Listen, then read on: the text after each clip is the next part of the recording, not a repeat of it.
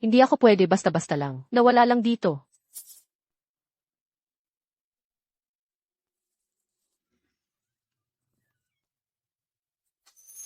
Yin Xiaoyao. Kayo, Ate ng asawa ko, salamat sa'yo noon, na ikaw yung nagbigay ng slot para makapag-abroad ako. Tsaka pala, yung sinabi nyo na leukemia ng anak mong si Hanhang, yun, peke lang talaga yun. Buti na lang noon, nagkunwari si Hanhang na may sakit, para yung naipon mong 10,000 na pambayad sa gamutan, na ibigay mo sa akin, ginamit ko para sa pang-abroad ko. kayong tatlo. Matagal na palang may usapan. Syempre, yang katalinuhan mo, at ang mukha mo rin, parehong ayoko niyan.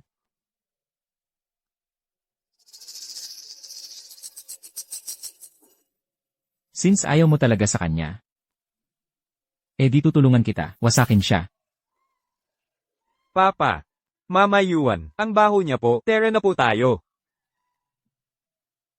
Pinagsabwatihan niyo ako. Kinamkam niyo yung slot ko sa abroad.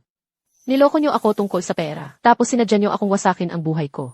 Kung may pangalawang buhay lang ako, hindi ko nahahayaang ulitin niyo to.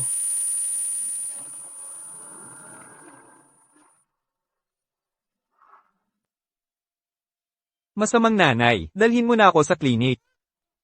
Masakit yung tiyan ko, sakit ng ulo ko, buong katawan ko masakit. Yan ang anak ko. Para tulungan si Yuan niya na makapunta abroad, nagkunwari siyang may sakit at patay na. Bago pa iyon, nabigyan ako ng panibagong pagkakataon. Isa kang masamang babae. Sa nakaraan, narinig ko lang na may sakit siya. Wala na akong pakialam sa ibang tao. Gusto mo na bang mamatay? Lumuhod ako at nagmakaawa sa driver na dalhin kaming mag-ina sa klinik. Maawa ka na. Bilang ina, ginawa ko lahat para kay Hanhang. Nag-aalala ako sa katawan niya. Pero siya at ang tatay niya, inaayos pa rin kung paano ako lalokohin. Ngayong binigyan ako ng Diyos ng bagong simula. Hindi ko na talaga papayagang masaktan pa nila ako ulit. Yaoji. Ay, ang sama naman nito. Mama, hindi mo pa rin ako dinadala sa klinik. Buong katawan ko masakit, sobrang hirap na. Mrs. Xiao, wala ka na ba talagang konsensya? May sakit na nga yung bata, hindi mo pa rin dinadala sa klinik. Anong klaseng ina ka? Totoo nga. Tingnan mo yan, umiiyak na ng ganyan. Pangako, hindi na ako magulo ulit. Maawa ka, dalhin mo na ako sa klinik. Sige na. Mama, ayoko. Mama ni Hanhang, anong balak mo dyan? To, lihim naming paraan sa probinsya. Basta may batang umiiyak at masama ang pakiramdam. Patutulugin sa pugad ng manok ng 2 araw. Gagaling na. Yin Xiaoyao, tama na yung pag-inarte mo. Sanay ka na kasi sa buhay probinsya mo. Anong plano mo? Gusto mo pa rin gamitin yung kamangmangan mo para ipahamak ang anak mo? Dati hindi ko talaga. Dapat pinauwi ka dito. Sige na, tama na yan. Kalmayan mo sarili mo. Galing din kasi si ate sa baryo. Walang masyadong alam. Hindi rin niya kasalanan yan. Pag natuto siya, ayos na yan. Kumalma ka na. Ako na magdadala kay Hanhang papunta sa klinik pag may nakita silang problema. Ikukonsulta ko lahat sa'yo. Gusto ko ngayong makita kung paano niyo ulit gagamitin ang anak ko para magpanggap na may sakit. At utuin ako para bigyan ng pera si Yuan niya pa abroad.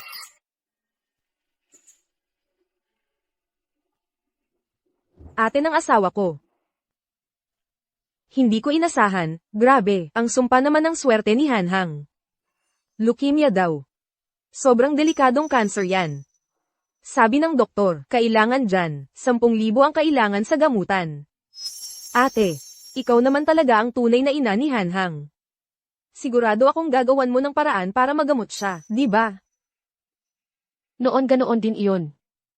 Nabigla ako sa balitang leukemia. Hindi na nga ako nakapag-isip kung totoo ba o hindi. Agad-agad akong namalimos ng pera. Nagkasakit daw si Hanhang ng leukemia. Kailangan ko na talagang humanap ng pera. Alam ko, lahat tayo hirap. Pero sobrang kailangan ko ng pera para sa pagpapagamot kay Hanhang. Bilang magkapitbahay, pautangin niyo naman ako.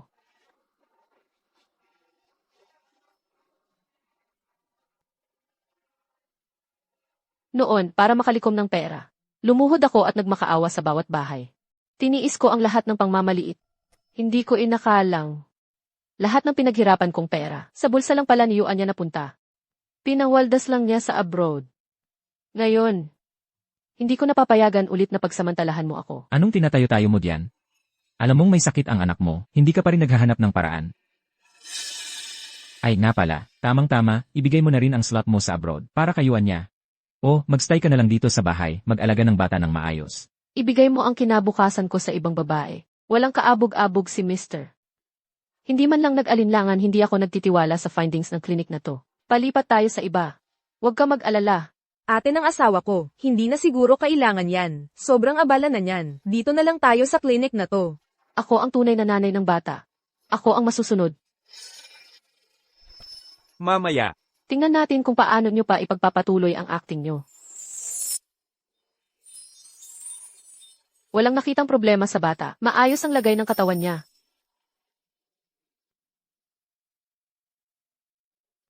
Kita mo na. Mali ang diagnosis noong isang klinik. Normal lahat ng results. Wala talagang leukemia si Hanhang. Sa tingin ko, sobrang spoiled lang siya sa bahay. Dapat ipadala sa sports school para matutuhan ang disiplina. Sumunod sa programa ng pamahalaan. Ang hirap sa sports school. Kung ayaw talaga nitong batang to, na mamuhay ng normal at maging ingrata, ipapasok ko talaga siya doon para maramdaman niya ang collective training. Ayoko po. Mama Yuan, iligtas mo ako. Ayoko po sa sports school. Hanhang, mali ang tawag mo. Hindi ako mama mo, tita mo lang ako. Huwag ka nang magkamali ulit ha. Pero, si Papa naman talaga. Tama na. Umupo ka.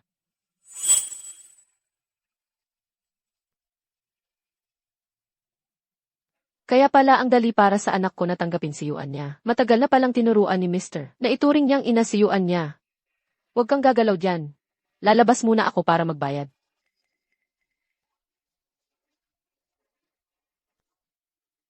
Kuya Jean, hindi na ba talaga ako makaka-abroad habang buhay? Pero ang mag-abroad ang pangarap ko. Simula bata pa ako, lagi akong kinukwentuhan ni Lola tungkol sa mga karanasan niya sa abroad. Totoong totoo, sobrang hinahangad ko yun. Kuya Jean, sabihin mo nga, bakit ba hindi na lang magpanggap na walang alam, si ate para mapagsama niya ang kota at tuition ko? Hindi naman ako walang utang na loob sa kanya. Sige na, tama na ang iyak. Huwag ka mag-alala. Yung pera at kwota, hanapan ko ng paraan yan. Basta mauna ko lang siyang mabuntis. Hindi na siya makaka-abroad. Huwag ka nang umiyak. Oo.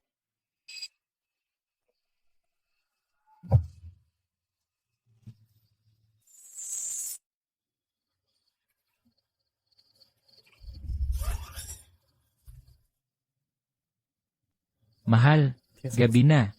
Matulog na tayo ng maaga. Simula nang ipinanganak si Hanghang, lagi na tayong magkahiwalay ng kwarto. Ang tagal na rin na walang asawa't buhay tayo. Gusto ko sana.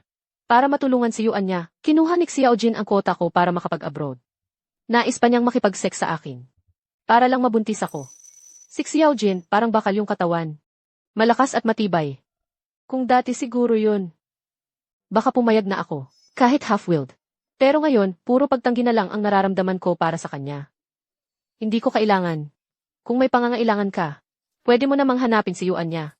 Huwag kang magsalita ng ganyan, malinis ang relasyon ko sa kanya. Tungkol sa pag-aasawa, ikaw lang ang asawa ko. Bitawan mo ako.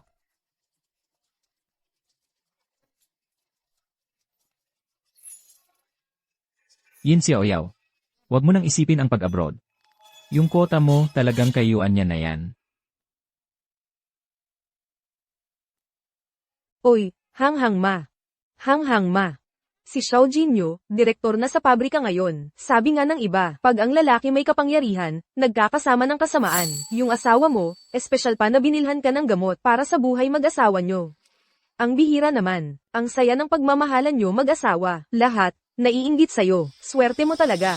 Oh, Bakit ganyan ka lang? Bilis, tingnan mo na. di na ako papasok ah. Tingnan mo lang muna. May gagawin pa ako eh. Mauna na ako ha. Tingnan mo lang. Basta gumagana yung gamot, okay na. Basta mabuntis ko siya. Hindi na siya makaka-abroad. Pero may hanghang na kayo. Ayon sa pulisya ng gobyerno, bawal na ang pangalawang anak. Wala naman talaga akong balak, na ipanganak pa talaga yung bata. Para makuha lang ang quota ko sa abroad. Nagagawa talaga nila ang lahat. Pag nabuntis ako, automatikong mababalik ang pag-aaral ko sa opisina ng abroad. Tungkol sa bata, wala man lang sansang mabuhay. Kami ng baby, ginagamit lang ni Xiao Jin para mapadali ang daan Yuan niya. Sa nakaraan, sila ang dahilan ng pagkasira ng mukha ko at habang buhay na kapansanan. Ngayon, buntis at miscarriage lang ang gusto nilang mangyari sa akin. Yun na nga ang tinuturing nilang awa.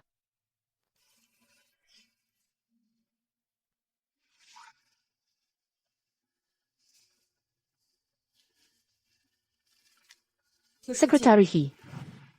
Gusto ko na pong mag-file ng diborsyo. Anong nangyari? Bakit ganito? Kung dahil kay Yuan Yato, yung sa inyo, nakipag-usap na siya sa akin, siya kay Yuan Ya, tulong lang yun bilang magkakakampi, huwag kang mag-alala ng sobra. Hindi dahil sa kanya. Mag-aaral ako sa ibang bansa. Pagbalik ko, diretso akong magtatrabaho sa Northern Luzon. Mag-aambag ako para sa bansa natin. Pinakamaiksi, 3 taon. Pinakamahaba, higit 10 taon. Kung kinakailangan, kailangan kong iwan ang pamilya ko. Isakripisyo ang maliit na pamilya para sa nakararami. Ang ganitong dedikasyon mo, hanga ako. Pero, pumayag ba si Xiao Jin na makipaghiwalay sa'yo? Hindi ko kailangan ang pahintulot niya. Desidido akong mag-divorce. Sige. Ang opisina, pwedeng aprubahan ang divorce mo. Hindi mo kailangan ng oo ni Xiao Jin, Yin Xiaoyao. Pwede ka nang mag-alay ng buhay mo para sa trabaho mo. Salamat, boss. Hello. Sige. Naintindihan ko na. Comrade Yin, may bagong balita lang. Mauuna na raw ang orientation for studying abroad. Dapat next month ang alis. Ginawang bukas na. Umuwi ka na agad para mag-prepare. Sige. Uwi na ako para maghanda. Aayusin ko na gamit at mga papeles.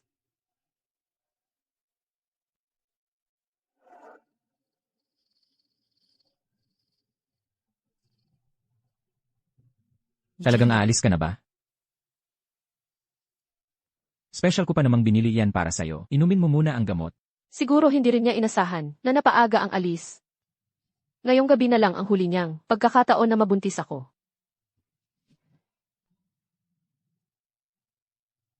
Talaga bang kailangan mong mag-aral sa ibang bansa? Tama na, si Yuan niya nga talaga. Mas karapat dapat mag-aral sa abroad kaysa sa'yo. Bakit mo kinukuha ang slot na hindi naman yo? O baka naman, dahil naiinggit ka na isa siyang scholar ng gobyerno, kaya pilit mong inaasar siya palagi. Pinaghirapan ko ang slot na to. Hindi ko kinuha lang to sa iba. Bakit ko naman ibibigay sa kanya? Sinasabi ko sa'yo, asawa mo ako, kaya dapat makinig ka sa akin. Magpakabait ka sa bahay dali at alagaan mo si Hanghang. Walang pahintulot ko, hindi ka diyan makakaalis.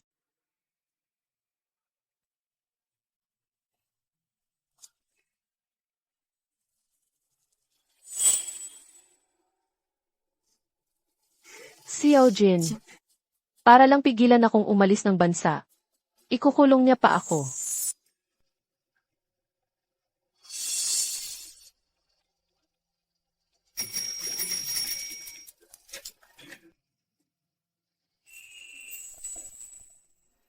Ese. V. Ang tagal bago may napiling, mag-aaral abroad galing sa bayan natin. Ayaw pang palayain ng asawa niya mag-aral sa ibang bansa. Palihim pa siyang tumakas pa uwi. Toyota.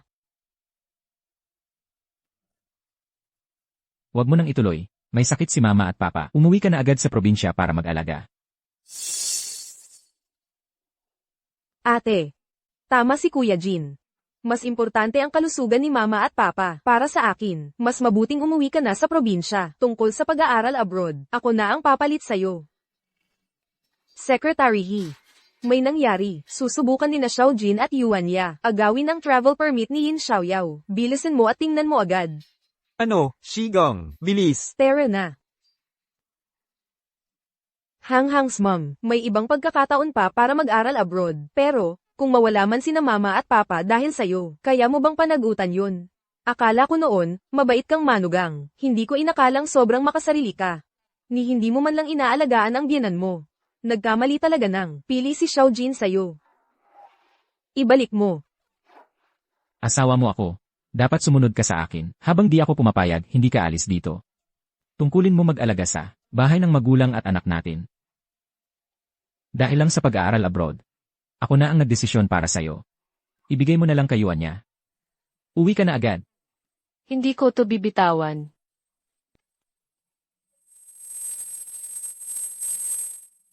Ibalik mo.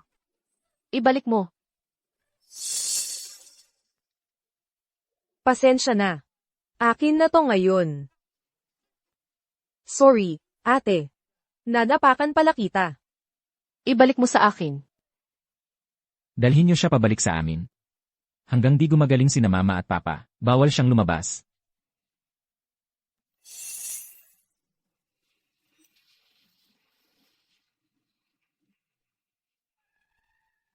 Tigil.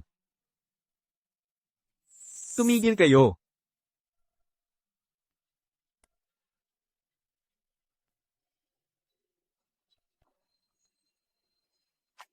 Yin Xiaoyao.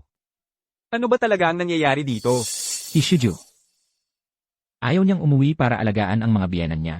Ako naman, nagbigay lang ako ng kaunting leksyon sa kanya. Bilang asawa ng lalaki, ang unahin ng pamilya ay natural lang at dapat lang gawin. Tama. Bilang manugang. Hindi iniisip na magpakabuti sa mga biyenan. Gusto pang magpunta sa ibang bansa para umiwas sa responsibilidad. Sobrang walang galang. Tungkol sa pwesto para mag-abroad, ibinigay ko na ito kay Yuan na may karapatang sumalo. Ako ang asawa niya, may karapatan akong magdesisyon para sa kanya. Ano bang pinagsasasabi mo dyan, Xiaojin? Wala kang karapatang magdesisyon para kay Yin Xiaoyao. Shuju. Bit-bit na ni Yuan Ya ang aking papel para mag-abroad. Sumakay na siya sa sasakyan ng opisina ng Foreign Studies. Bilis! Habulin ang sasakyan ng opisina ng Foreign Studies para sa Ishizu. akin. Si In Xiaoyao ang asawa ko, may karapatan akong magdesisyon ng kahit ano para sa kanya. Kailangan niyang manatili sa bahay at tulungan akong magpalaki ng anak. Hindi siya pwedeng pumunta kahit saan. Ngayon, isa siyang scholar na pinoprotektahan ng Estado. Pag inulit mo pang saktan si Yin Xiaoyao, ipapaban kita at mabibigyan ng kaso. Ishizu. Ito ay problema naming mag-asawa. Hindi mo ito pwedeng pakialaman. Sumama ka na sa akin pauwi. Bitawan mo ako. May basbas na ako mula sa organisasyon. At opisyal na tayong diborsiyado. Ano ang sabi mo? Ano ang sabi mo? Yin Xiaoyao. Ito ba ang naisip mong paraan? Hindi. Sino ba sa buong compound ang hindi nakakaalam na? Ang diborsyo ay kailangang formal na proseso. Akala mo ba magdideklara ka lang ng diborsyo, tapos na lahat? Tinawag mo pa si Hishuju dito para umarte ka. Grabe ka na talaga ngayon. Sa harap ng maraming tao, ganyan ka na magsalita ngayon, ha? Halika, umuwi ka na ngayon din. Bitiwan mo ako. Halika. Wala kang karapatan na hilahin-hila ako. Naghiwalay na tayo. Diborsyo. Diborsyo. Saan mo nakuha ang lakas ng loob para humingi ng diborsyo? Ang totoo, gusto mo lang tumakas. Ayaw mong alagaan ang mga biyenan mo, noon pa, kung hindi dahil sa mga magulang ko, na pinilit akong pakasalan ka. Sa tingin mo ba nagkatuluyan tayo? Sinabi nila na mabait kang babae. Pinaniwalaan ka nila buong buhay nila. Eh ikaw naman pala. Isa kang traitor. Noon pa man. Araw-araw akong naglalaan ng oras para alagaan sina tatay at nanay. Pagkatapos naming ikasal, mas naging tapat pa ako. Ginawa ko ang lahat ng tungkulin ko bilang manugang. Pero ikaw, para lang makaiwas sa akin, 3 taon kang di umuwi. Isang araw ka lang dito, alis ka na agad. Lahat ng responsibilidad sa bahay, sa akin mo ipinasa. Ang lahat ng sakripisyo ko, hindi mo kailanman pinansin. Kahit ano ang sabihin mo. Wala na tayong koneksyon. Tigilan mo na ang mga ilusyon mo. Xiaojin. Nagdesisyon na si Yin Xiaoyao. Na pagkatapos mag-aral sa abroad, pupunta siya agad sa Daxabay. Sa ganitong sitwasyon, pwede siyang bigyan ng espesyal na diborsyo at hindi na kailangan ang pagsang-ayon ng kabilang panig ng mag-asawa. Nakakatawa. Hishuju. Isa lang siyang babaeng galing sa baryo. Alam ba niya kung ano ang Daxibe? Grabe naman, kung tutularan mo si Yuan niya, gawin mo nga ng totoo. Yin Xiaoyao, gisingin mo na ang pangarap mo sa pagpunta sa abroad. Ang tamang gawin mo ay manatili dito at maalagaan ang pamilya mo. Noong nakaraang buhay, hindi lang isang beses kong sinabi kay Xiaojin ang tungkol sa Daxibe. Gusto kong ibalik sa bayan ang mga natutunan ko, pero ang iniisip niya lang ay ang mga sinabing kabaduyan Yuan niya. Ang mahalaga sa kanya sa akin ay magaling akong magtrabaho sa bahay, maayos ang pag-asikaso sa mga biyenan, at ako ang taga-ayos ng lahat ng malilit na bagay.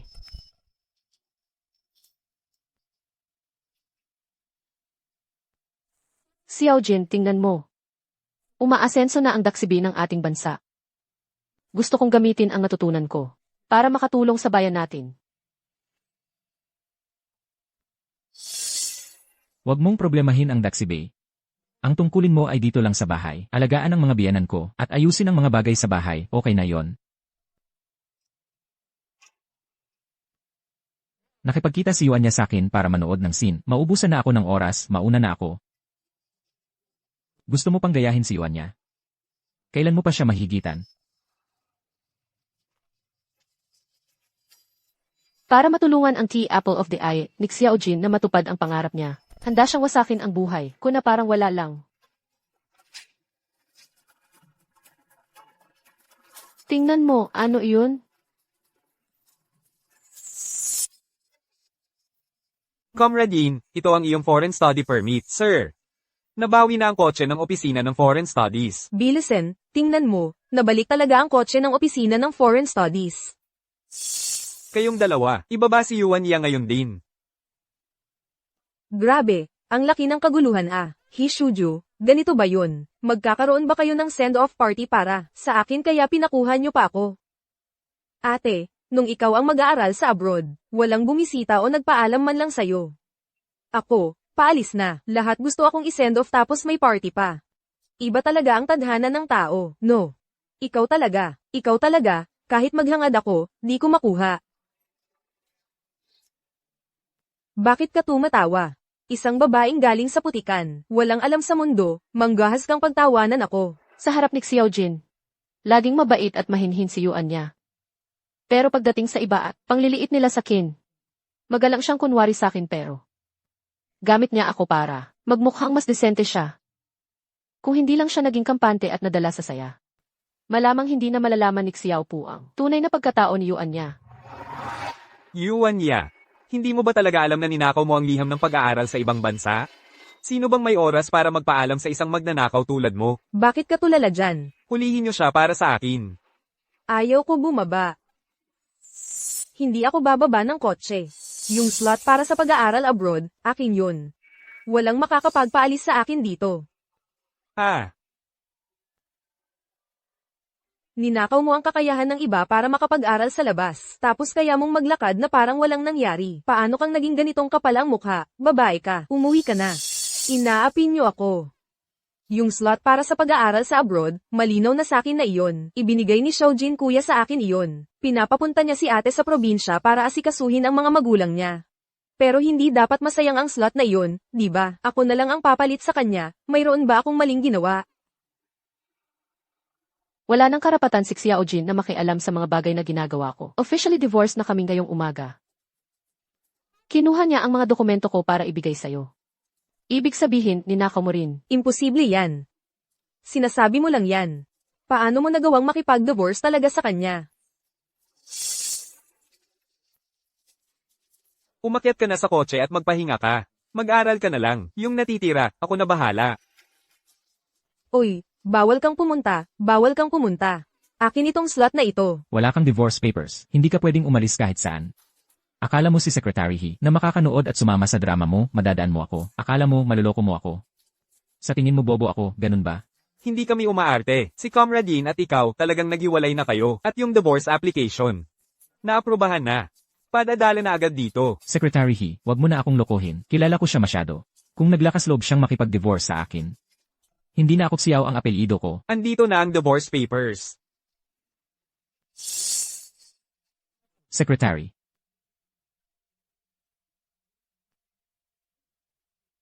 Tingnan niyo ng maayos. Lahat ng nakapirma dito. Mga boss namin, pumayag sa divorce namin ni Xiaojin. Simula ngayon, wala na akong kinalaman kay Xiao Pu.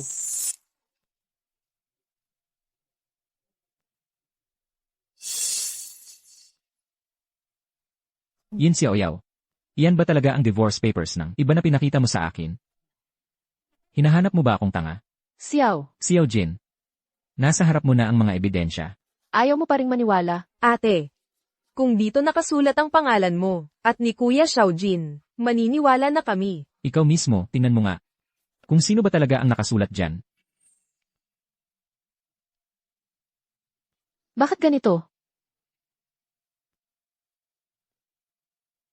Anong nangyayari? Ayon sa utos, dinala ko yan dito. Hindi pa niya nga tinatanong, agad niya akong inagawan. Yin Xiaoyao. Nasa harap mo na ang buong katotohanan. Nagkukunwari ka pa rin ba? Hindi ko inakalang gagawin mo pa, ang ganito para lang makaalis ng bansa. Nakakahiya ka na talaga. Simulan na yon, mananatili ka na lang dito sa bahay, hanggat hindi ako pumapayag, wala kang pupuntahan. Xiao Jin, subukan mong tapangan. Secretary He. Mukhang walang rules dito sa kumpanya. Nabawal mong pangalagaan ang asawa mo, di ba? Xiao Jin, bitawan mo ako. Si Comrade Yin, hindi mo na siya asawa. Kayo ay, opisyal na talagang diborsyado na. Secretary He. Magkano ba ang binayad sa'yo ni In Xiaoyao para tulungan mo siyang magkunwari? Uulitin ko, hindi ko siya tinutulungan magsinungaling. Talagang diborsyado na siya sa'yo. Nagkakasundo kayong dalawa ng asawa ko sa pagsisinungaling at todo protekta ka pa sa kanya.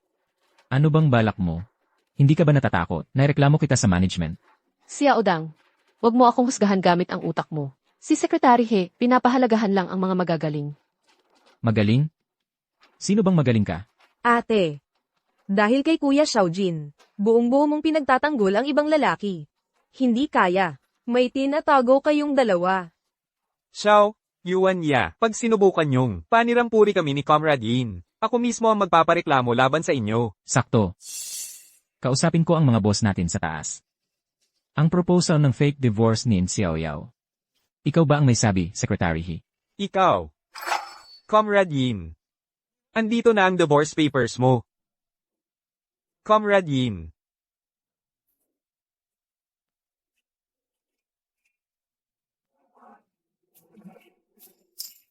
Xiao Jin, dilat mong mabuti ang mga mata mo, at tingnan mong maigi kung ano to. Tingnan mong maigi. Ano talaga to?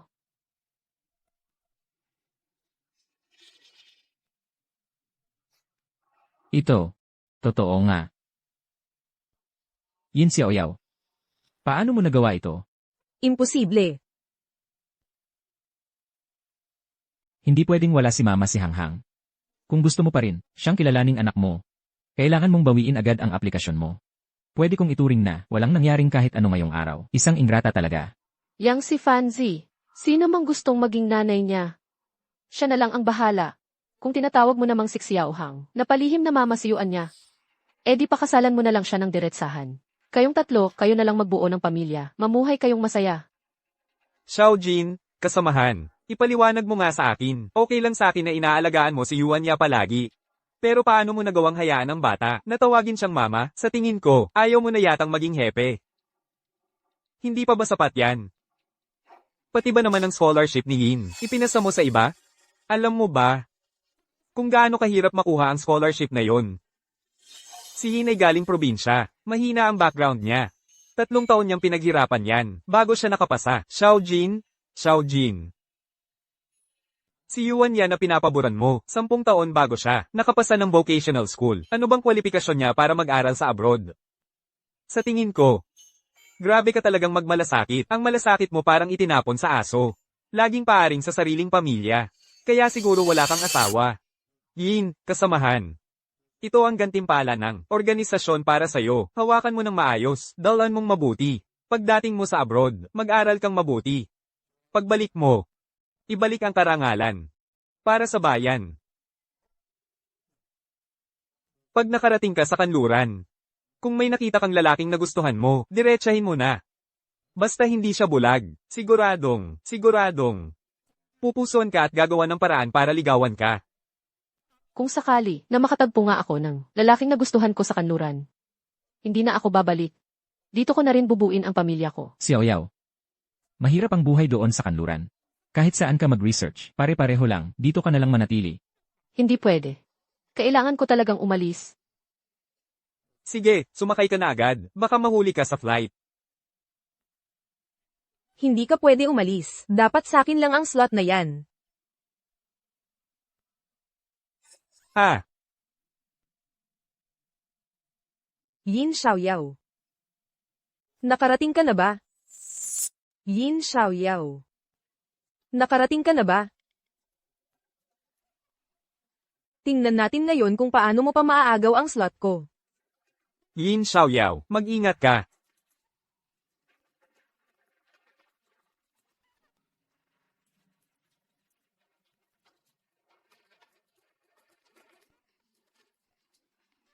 Ano pa ang tinutunga nga mo dyan? Bilis, tulungan mo siya.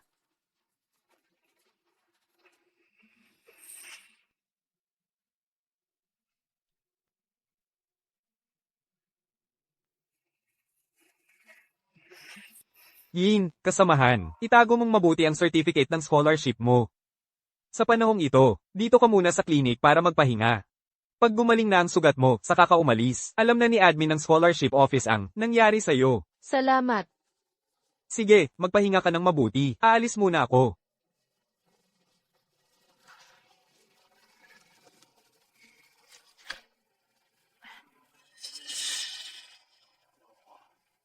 Alam ko naman kasalanan ko ito sa'yo.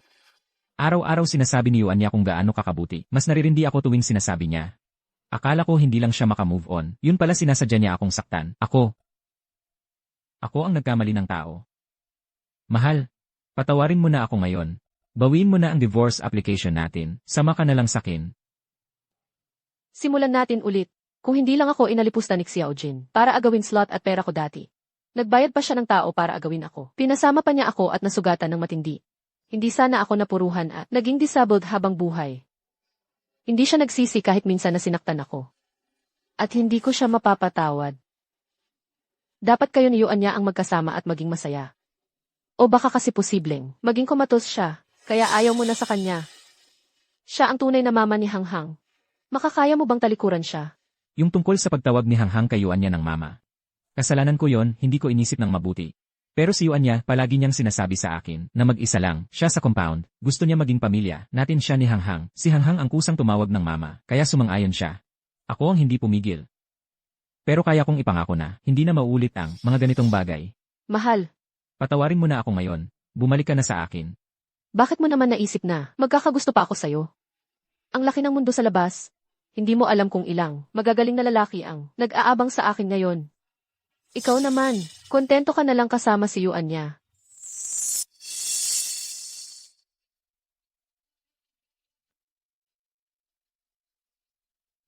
Yin Xiaoyao. Balang araw, magiging sikat akong propesor. Ikaw, Baldado ka na. Lahat deadma na sa'yo. may oras ka pa para mangarap, maganda na rin. Tamang-tama, araw-araw kang nakahiga lang sa kama, mangarap ka na lang. Congrats sa'yo. Natupad mo ang pangarap mong maging Xiao. Teka nga pala. Sinama ko na rin ang anak mo, Aya Hanghang. Wala si papa mo ngayon. Kailangan mo alagaan si mama. Dapat mo siyang ipagluto ng masarap sa bahay at dalhin dito. Labhan mo ang damit niya, magluto, ayusin ang kama, palitan ang diaper. Dapat mo iyang Gawin. tandaan mo, wag na wag kang magreklamo, kundi lahat husgahan kang walang utang na loob. Ayoko. Ang baho ni Tita Yuan. Ayoko ng inutil na mama. Sino ba siya? Hindi ko siya kilala. Ang gusto ko lang si mama. Mama, dalhin mo na lang ako sa abroad, please. Noong araw na, nag-divorce kami ng papa mo. Hindi na ako ang mama mo. Ang tunay mong mama ay si Yuan niya. Mama, alam ko na ang pagkakamali ko.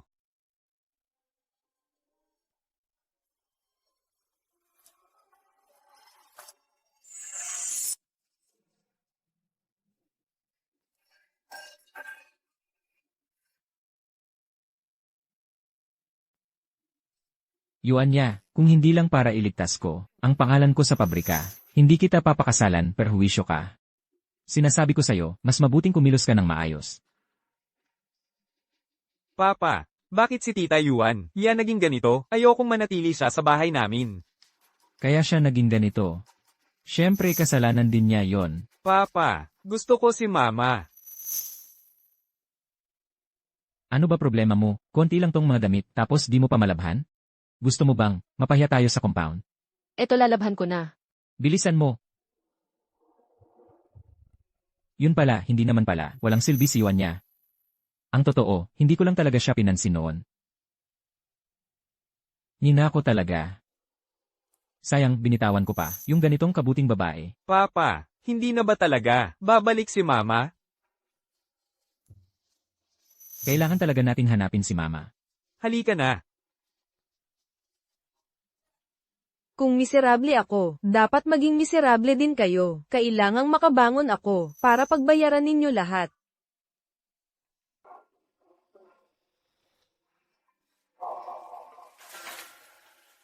Secretary. Xiaojin. Bakit ka napunta sa ganyang kalagayan? Secretary. Babalik pa kaya? Si Xiaoyao.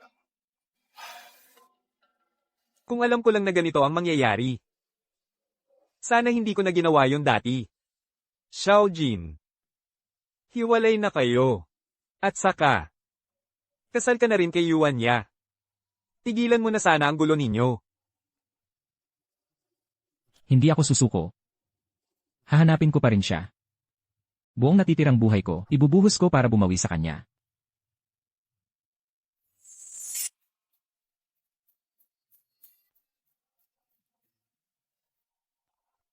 Mama, sa wakas, nandito ka na ulit. Gumagawa ng tinapay si Mian Mian. Oo nga.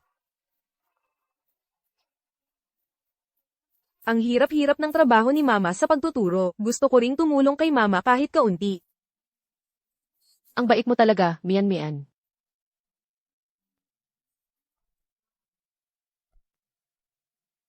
Uncle Chin. Mian. Mukhang may bagong likha na, naman ang MasterChef natin. Sa buhay kong iyon noon. Para akong alipin ni Naxiao mag-ama. Pero ang kapalit, niloko at sinaktan lang nila ako.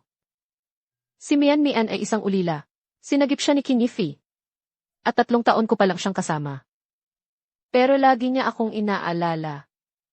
Tumutulong siya sa akin. Mama, bakit ka umiiyak? Hindi umiiyak si Mama. Mama, masyado lang kasing maunawain si Mian Mian. Masaya si Mama. Nakaayos sa lahat ng papeles sa pagbabalik natin sa bansa. Sigurado ka bang uuwi ka muna sa probinsya, bago ka pumunta ng Northwestern? Gusto ko sanang madala si Mian Mian doon. Para maayos ang sari-sarili niyang record. Hindi ka ba natatakot na makita ang dati mong asawa?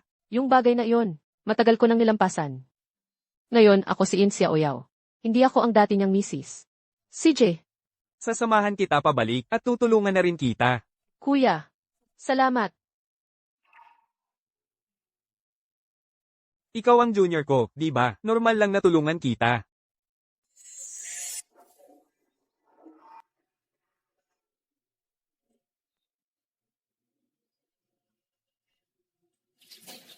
Kasamahang Yin. Kasamahang Yin, sa wakas nakabalik ka na pagkatapos ng pag-aaral mo.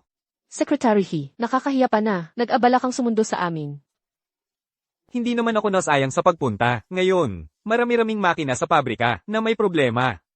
Ngayon pabalik ka na. Gamitin muna natin ang natitirang panahon bago ka pumunta sa Northwestern. Gusto ko sanang dumaan ka muna sa Guangli. Tulungan mo ako sandali. Ano sa tingin mo? Mukhang, si Secretary He, may ibang balak talaga sa pag-imbita, Feeling ko, ganitong kaliit na bagay, di mo naman tatanggihan, di ba? Tinulungan mo ako dati, Secretary He. Siyempre, hindi ko kayang tumanggi. Sige, sakay na tayo. Xiaoyao. Mama. Xiaoyao. Mama. Sa wakas, dumating ka na ulit. Sinadya pa namin ni Hanghang na sunduin ka pa uwi. Xiao Jin, hiwalay na tayo. Xiaoyao, umuwi ka na sa akin. Nagbago na talaga ako. Gagawin ko ang lahat para bumawi sa'yo. Paulit-ulit kong gagawin ang tama para sa'yo, pwede ba? Kung gagalawin mo pa ulit si Xiaoyao, hinding-hindi kita palalampasin. Babagsak ang pabrika mo. Sino ka ba? Yung sa amin ni Xiaoyao. Wala kang pakialam. Mama. Xiaoyao. Bakit mo siya tinatawag na mama? Siya ang mama ko, hindi mo mama. Mian Mian. Mama, uwi na tayo. Bitawan mo si mama ko, hindi na kita hahayaang saktan siya ulit. Tigilan mo na. Hanghang. Ako ang tunay mong anak, bakit mo siya tinutulungan? Tumayo ka. Xiao Hang, 7 taon kitang tinuruan. Hindi para bastusin mo ang ibang tao dito. Hindi para basta-basta mo silang apakan. Hindi ikaw ang anak ko. Mula nung tinawag, mong mamasiyuan niya. Mula noon, wala na tayong kaugnayan. Papa, Mama, totoo bang ikinasal ka na sa iba? Hindi pwede. Huwag kang magkalat ng ganyang balita. 3 taon tayong naghintay kay mama mo. Hindi niya magagawang maging ganyan kasing tigas ang puso. Si Yao Yao. Mr. Xiao, magka-divorce na kayo ni Xiao Yao. Kaya sana huwag mo na kaming guluhin. Ngayon, si Xiao Yao ang fiancé ko. Sana magpakita ka naman ng kaunting respeto. Imposible. Si Yao Yao. Galit ka lang ba sa akin? Ako ang asawa mo sa loob ng 10 taon. Saka si Hanghang, anak mo siya na 9 na buwang pinagbuntis mo. Ibig mo bang sabihin, hindi ba mas mahalaga ang anak natin kaysa dyan sa batang walang pangalan, walang apelyido? Si Mian Mian lang ang tanging anak ko, at hindi siya kung sino-sinong bata lang. Ano pa ang silbi ng mga sinasabi mo ngayon? Noong una pa lang, umalis ka na. Pinili mong mahalin si Yuan niya. Ngayon, anong karapatan mo pang magsabi ng ganyan? Dati ako ang nagpadala sa damdamin, naniwala ako kay Yuan niya, pero ngayon, pwede ko naman siyang hiwalayan kahit kailan. Ang salitang binitiwan, parang tubig na ibinuho sa lupa, hindi mo na mababawi, at hindi na ako babalik pa. Papa, totoo bang? Ayaw na talaga kami ni Mama? Hanghang, huwag kang umiyak. Puntahan natin agad si Mama. Humingi tayo ng tawad sa kanya, baka patawarin pa niya tayo, at isama tayong umuwi. Sige na, dali. Mama. Alam kong nagkamali ako. Babaguhin ko na ang sarili ko. Sana, maawa ka naman. Huwag mo kaming iwan, please. Si Yao Yao. Alam naming nagkamali kami. Kami ang may sala sa'yo noon. Pwede ba nating subukang magsimula ulit? Pakisama ka ulit sa akin. Bakit? Sa lahat ng taong ito, wala ka man lang nararamdaman, kahit kaunti para sa akin. Wala. Ni kaunti, wala. Pinakasal ako sa pamilya Xiao. Pero ginawa niyo lang akong katulong sa pamilya niyo. Lahat ng pagpapakitang tao niyo ngayon. Wala yang halaga sa akin. Si Yao Yao, ako. Kalilimutan mo na sana yang balak mong magbalikan tayo. 3 taon na ang nakakalipas, tapos na tayo noon pa man. Pasensya na. Nakadagdag pa ako sa abala. Uwi muna ako para magpalit ng damit, tapos pupunta na tayo sa factory para tingnan yung mga makina. Sige, sakay ka na.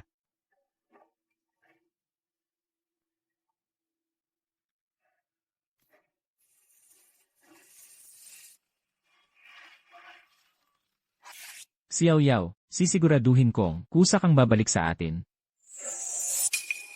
Sabi nila, si Secretary Hirao ang sumando, sa mataas na engineer na galing sa abroad, sa mga problema ng mga makina dito sa factory. Lahat tayo umaasa na siya ang makakaayos. Ano naman ang ipagmamalaki niya? Isa lang siyang engineer na galing abroad, pero hilaw pa sa trabaho. Hindi na siya kasing galing ni Ateya. 3 taon na siyang may tunay na karanasan dito sa factory. Para sa akin, pumili ng mas mahirap si Secretary, imbes na yung mas madali at subok na.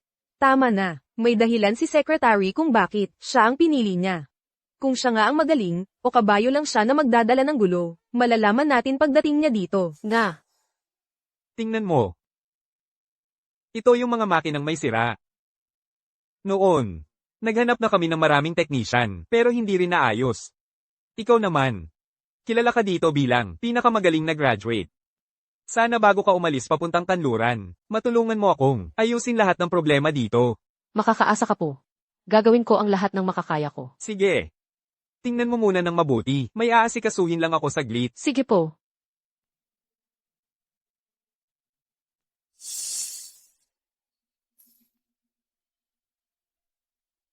Uy! Sino ka ba? Anong karapatan mong pumasok dito sa factory namin? Nga, Yin Xiaoyao. Nagbalik ka pala. Siya yung dating misis ni Sir Xiao, di ba? Bakit ganyan suot mo? Parang hindi ka na makabangon sa buhay. Yin Xiaoyao. Siguro hindi kagandahan ang buhay mo abroad, kaya tahimik ka lang na bumalik dito, no? Hindi ka kaya bumalik dito, para humingi ng trabaho kay Secretary. Yuan niya. Ang tagal na nating di nagkita, pareho ka pa rin sa dati. Tumigil ka. Yuan niya. Anong balak mo? Ang tagal nating. Di nagkita. Bakit hindi tayo magkumustahan? Anong meron? Tayong pag-uusapan kung paano mo niloko si Xiaojin. Kinuha ang papeles pang abroad na dapat sa akin. O gusto mong talakayin kung paano mo tinuruan si Xiaohang na tawagin kang mama? Ikaw. Yuan niya. Akala mo ba ako pa rin? Yung dating Yin Xiaoyao. Tingnan natin ngayon. Kung kaya mo akong apihin bilang isang walang silbing galing abroad. Tama na. Yuan Ya. Opisyal na inimbita si Comrade Yin sa factory bilang senior engineer. Kung susubukan mo pa siyang bastyusin, maniniwala ka ba na kaya kitang paalisin dito sa factory ngayong araw din? Ano?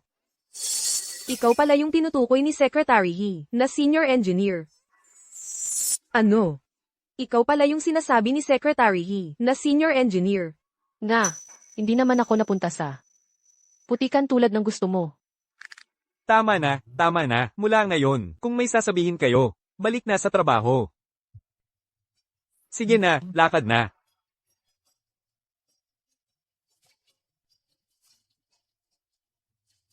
Yin Xiaoyao. Anong karapatan mong maging mas maganda ang buhay kaysa sa akin?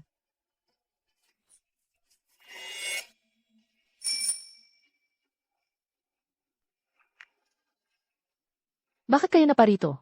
Sabi ni Mian gusto ka raw sunduin galing sa trabaho. Nag-aalala ako na baka wala siyang kasama, kaya sumama na rin ako. Ang bait naman ng anak kong si Mian. Bibilhan kita ng egg waffle. Gusto mo? Oo, salamat mama. Tara.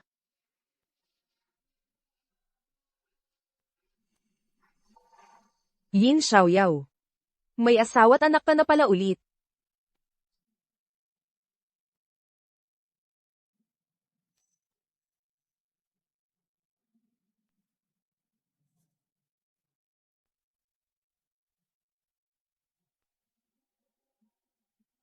Hang-hang. Ayaw ni Papa na kausapin kita. Tumabi ka, uuwi na ako. Hang-hang. Masakit ba ang loob ni Auntie? Hang-hang. Pangako yan ha. Ano? Tara na.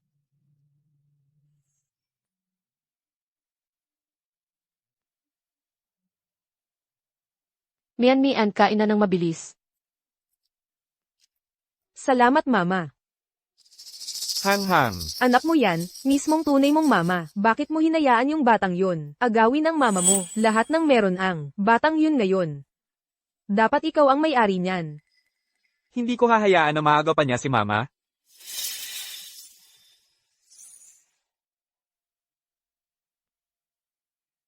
Kaklasik si Yao Hang. Pwede bang sabihin mo kay teacher kung bakit mo pinunit ang mga libro ni Inmian? Kung ayaw mong magsalita, mapipilitan akong ipatawag ang papa mo. Sige, tawagin mo. Mas mabuti pa, pati mama ko tawagin niyo na rin. Teacher, pwede bang huwag na lang po kayong tumawag ng magulang? Naniniwala akong hindi sinadya ni Xiaohang yun. Hindi mo na kailangang ipagtanggol ako. Sadya ko talaga ginawa yon. Si Yao Hang, anong klaseng ugali yan? Mukhang kailangan talagang tawagin ko ang magulang mo. Pasensya na. Si Yao Yao. Alam mo na ba, napasama na naman si Hanghang sa eskwela. Si Hang Hang ang may ginawa. Hindi ka ba talaga pumunta dito para kay Hanghang?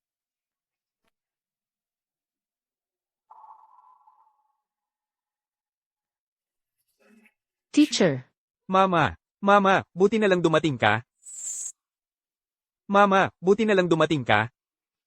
hindi ako mama mo. Teacher, may nagawa bang mali si Mian? Hindi. Maayos naman si Inmian. Talagang, si Xiao Hang ang nagtapon ng libro ni Inmian. Pero ayaw niyang sabihin kung bakit talaga. Kaya pinatawag ko kayo dito. Hanghang, bakit mo ginawa yon? Paano ba kita tinuruan? Kinakausap kita, sumagot ka.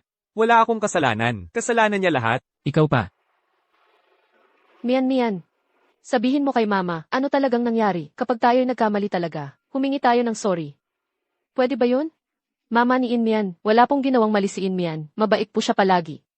Pero si Xiao Hang, ayaw niyang magsalita kahit ano, baka po mas alam ng mga magulang niyo yung tunay na nangyari. Mama, huwag mo na lang po sanang palakihin pa. Uwi na lang tayo. Hindi ko kailangan ng pakitang tao mong kabutihan. Ayoko talaga sa'yo. Bakit mo pinag-agawa ng mama ko? Tama nga ang sinabi ni Tita Yuan niya. Xiao Hang, sasabihin ko na sa'yo ng huling beses, hindi ako ang mama mo. Kung lalapastanganin mo pa si Mian, huwag mo akong subukan na maging magalang sa'yo. Hanghang, sino ang nag-utos sa'yo na makipagkita kay Yuan niya? Tama na. Dahil sabi ni Mian ay okay na siya. Ma'am, dito na muna natatapos ang isyong ito. Iuwi ko na muna si Mian Mian. Ma'am, kami rin po, mauuna na kami. Tara na. Xiao Yao. Itong nangyari, bibigyan talaga kita ng malinaw na paliwanag. Hindi na kailangan, lumayo ka sa buhay ko. Huwag mo na akong guluhin pa.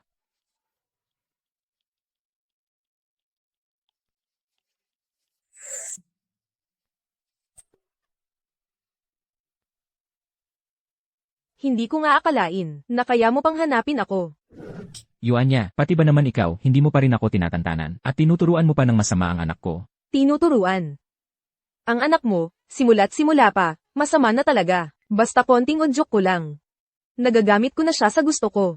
Pareho kayo. Ano bang pinagsasabi mo dyan? Ulitin mo nga. Pinagsasabi. Sa palagay ko, tinamaan ka sa totoo kaya ganyan ka magalit.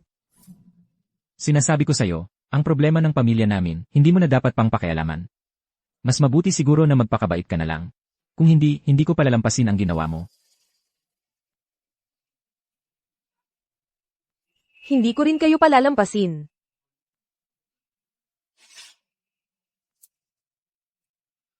Siya nga iyon. Bahala na kayo.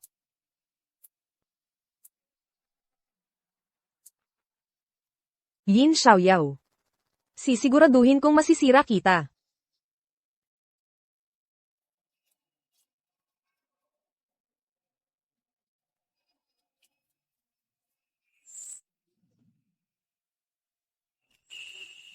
Ikaw nga pala. Mukhang matalino ka rin pala. Pero kahit gaano ka pa katalino, nasa kamay pa rin kita ngayon. Yuan niya, ano ba talaga ang gusto mong gawin? Siyempre, gusto kitang mawala na sa mundong ito. Pero, kung bigla ka nalang mawawala, masyado namang madali para sa'yo. Lahat ng kahihiyan na naranasan ko, ibabalik ko sa'yo. Tao, pasok na. Huwag ka nang sumigaw.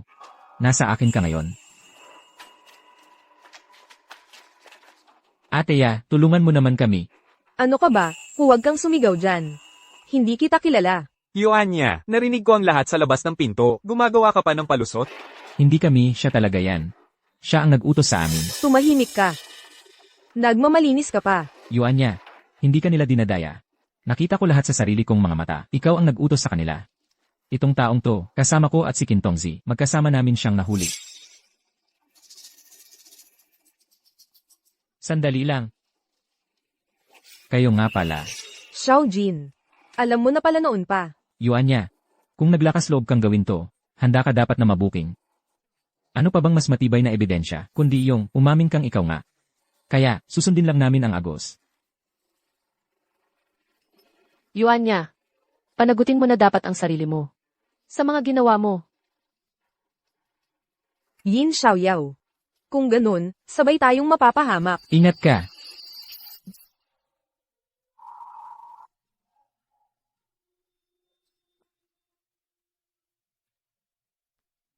Tulong. Dali, dalhin siya sa klinika. Ha ha ha. Wala ka na. Nakaganti na ako.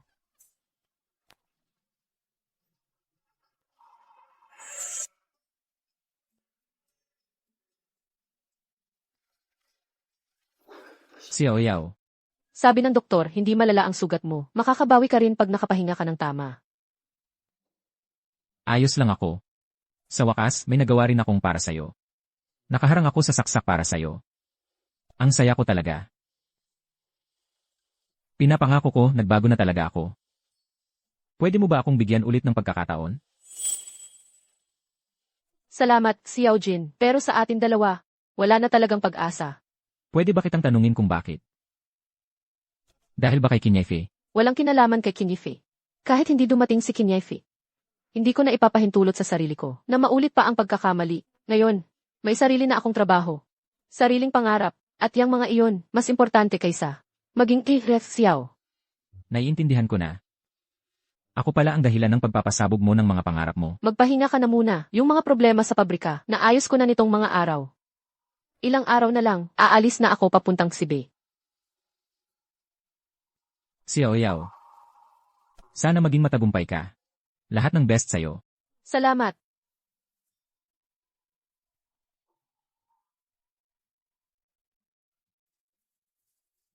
Sabi ni Yuanya, gusto kanyang makita. Ngayong ganito na ako. Sigurado bang tuwang-tuwa ka? Wala naman akong ikinatutuwa. Naparusahan ka lang ng nararapat. Yin Xiaoyao. Alam mo ba kung alin ang pinakaayaw ko sa'yo? Yung ganyan ka, walang pakialam kung anumang mangyari. Bakit mo nagagawa yon?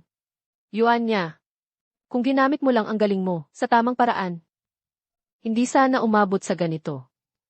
Kasalanan mo lahat ng ito. Wala kang ibang dapat sisihin. Madali mo lang sabihin iyan. Kasi sa ngayon, ikaw na ang may lahat.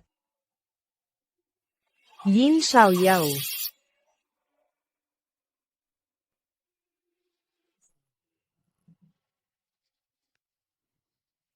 Kami, ang mga tao rito, hindi naman makikipaggulo sa'yo, hindi rin namin guguluhin ang buhay mo.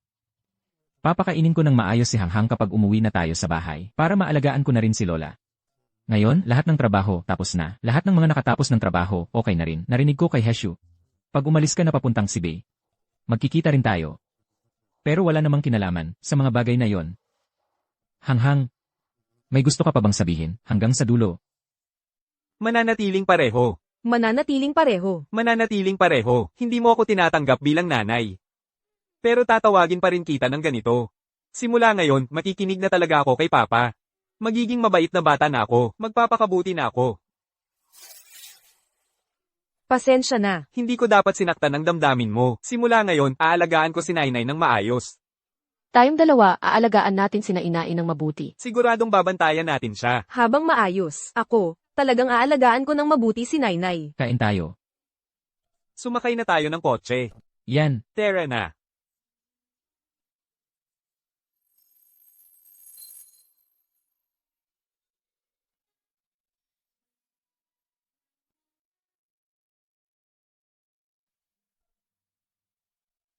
Yung mga pinamili ay dalhin na dito. Bilis, Hugasan nyo na, tapos maghanda na ng pagkain. Kain tayo sa Fengchi. Kayo dalawa, sandali lang. Malapit nang matapos ang mga ulam. Ma, Chin Shushu, napakabait niya sa iyo. Naisip mo na ba kung gusto mong gawin si Chin Shushu na tatay ko? miyan. Anong kwentuhan ninyo dyan ng palihim? Sabi ko sana si Chin Shushu na lang maging tatay ko. Yang bagay na yan. Kailangan munang payagan ng mama mo. Kain na tayo. Mian, halika, kumain ka pa ng marami. Yung ticket papuntang Hilagang Kanlurang bahagi ay nabili ko na. Nakapag-apply na rin ako sa bagong trabaho. Sa susunod, baka sakaling maging magkapit-bahay pa rin tayo. Shaij, hindi ba mas maganda kung dito? Ka na lang sa bayan natin. Pero hindi yon ang pinakatamang desisyon. Lahat naman tayo nag-aambag para sa bansa. Gusto ko ring maramdaman ang halaga ko.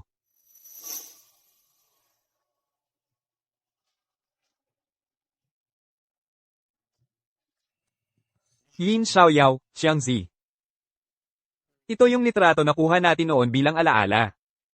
Sana manatili kang totoo sa sarili mo. Para sa kaunlaran ng bansa.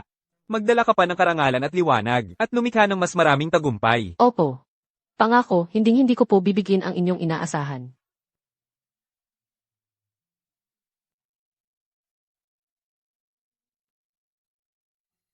Paalam na. Sa lugar na nagdala ng hirap at sakit sa akin. Umpisahan ko na ang panibagong yugto ng buhay ko. Sa hinaharap, siguradong magiging mas maayos pa ang buhay ko.